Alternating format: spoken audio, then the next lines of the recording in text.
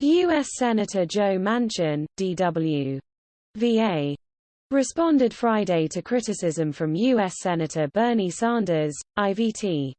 Derisively declaring that he wasn't going to take marching orders from a socialist. Congress should proceed with caution on any additional spending, and I will not vote for a reckless expansion of government programs, Manchin wrote in a statement. No op-ed from a self-declared independent socialist is going to change that. Earlier, Sanders had penned an op-ed for a newspaper in Manchin's home state, calling for every Democrat to support President Biden's Build Back Better agenda. Poll after poll shows overwhelming support for this legislation, Sanders wrote in the op-ed for the Charleston Gazette-Mail. Yet, the political problem we face is that in a 50-50 Senate we need every Democratic senator to vote yes. We now have only 48.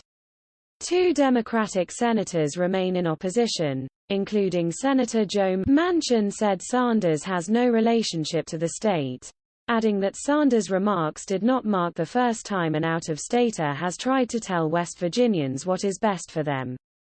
Millions of jobs are open, supply chains are strained, and unavoidable inflation taxes are draining workers' hard-earned wages as the price of gasoline and groceries continues to climb, Manchin stated, accusing Sanders of trying to throw more money on an already overheated economy, while 52 other senators have grave concerns about this approach. In his op-ed, Sanders, who has repeatedly pressured Manchin to help pass Biden's agenda, described the $3.5 trillion Build Back Better Act as a historic opportunity to support the working families of West Virginia, Vermont and the entire country and create policy which works for all, not just the few. Sanders held news conferences targeting Manchin and U.S. Senator Kyrsten Sinema, D. Arizona, for their lack of support for the agenda, saying both senators must speak clearly about what they want out of spending negotiations. Will all Democrats stand together to protect the interests of the elderly, the children, the sick and the poor?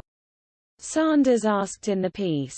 Will all Democrats stand together to take on the greed of the pharmaceutical industry, the health insurance companies, the fossil fuel industry, and wealthy campaign contributors? Sanders initially proposed a $6 trillion infrastructure plan, later saying that it was probably too little, and that the current $3.5 trillion social spending package should be a minimum. The $6 trillion that I originally proposed was probably too little. $3.5 trillion should be a minimum. But I accept that there's going to have to be give and take, Sanders said earlier this month. Sanders could not immediately be reached for comment.